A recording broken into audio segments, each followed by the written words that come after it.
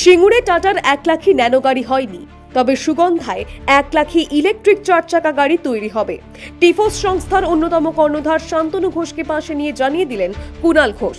সুগন্ধায় 12 acre জমিতে টিফোস BLDC পাখা তৈরি হচ্ছে 2 বছর ধরে। শনিবার এই কারখানাতেই ব্যাটারি টোটোর উদ্বোধন হলো। সেই মঞ্চেই উপস্থিত ছিলেন কুণাল ঘোষ। ওটা জমি বিতর্ক ছিল, শিল্প বিতর্ক ছিল না। যারা বলেন ভুল বলে। আমি শান্তনু ঘোষকে অনুরোধ করব, অনেকদিন তো হলো, আপনাদের তো 12 একরের কারখানা।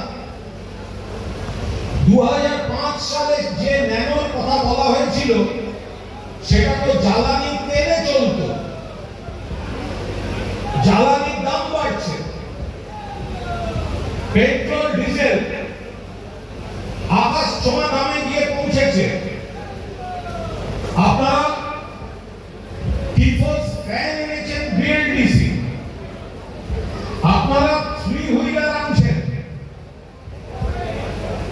সেটিও ইলেকট্রিক টোটো বা 3 হুইলার টিফোস টাইগার্স, আধুনিক প্রযুক্তি। ওটাই পেট্রোল ডিজেল দিতে হবে না। আমি শান্তনু ঘোষকে অনুরোধ করব, হুগলির এই সুগন্ধা থেকে আপনার যে দক্ষ কর্মীরা রয়েছেন, দক্ষ ইঞ্জিনিয়ার, স্কিল্ড লেবার, বাকি শ্রমিকরা, শুভানুধ্যায়ীরা যে রয়েছেন, আপনি তো কম দামে দিচ্ছেন। 1 লক্ষ টাকার 4 চাকা চাই, গাড়ি চাই 1 লক্ষ টাকার এই কারখানা থেকে। অনেক ধন্যবাদ। এইটা আমাদের আলোচনা হয়েছিল এবং এই সুযোগটা আমাদের দেওয়ার জন্য ধন্যবাদ। আমরা এই চ্যালেঞ্জ নিলাম এবং আপনাদের সবাইকে সঙ্গে নিয়ে আমরা এই চ্যালেঞ্জ নিলাম। আমরা 4 চাকা গাড়ি ইলেকট্রিক ভেহিকেল যত তাড়াতাড়ি সম্ভব আমরা নিয়ে আসবো। সিঙ্গুরের প্রসঙ্গ উঠল অনিবার্যভাবে। কুণাল ঘোষ বলেন, সিঙ্গুরে ন্যানো গাড়ি তৈরি হয়নি জমি বিতর্কে, শিল্প বিতর্কে নয়। একটা সময় এখানে একটি গাড়ি তৈরির কথা হয়েছিল, নানা রকম কথা ওঠে, কেন হয়নি, কেন হয়নি, কেন হয়নি, অন্য কোনো কারণ নয়। আজকে মাননীয় মুখ্যমন্ত্রী মমতা বন্দ্যোপাধ্যায় বা যারা সরকার পরিচালনা করছেন বা দল, তারা কেউ শিল্পের বিরুদ্ধে ছিল না।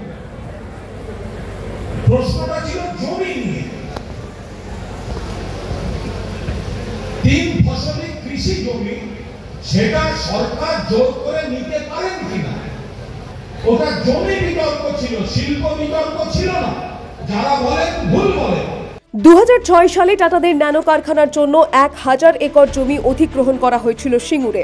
জোর করে জমি কেড়ে নেওয়ার অভিযোগ তুলে আন্দোলন শুরু করেছিল অনিচ্ছুক কৃষকেরা। গড়ে ওঠে সিঙ্গুর কৃষি জমি রক্ষা কমিটি।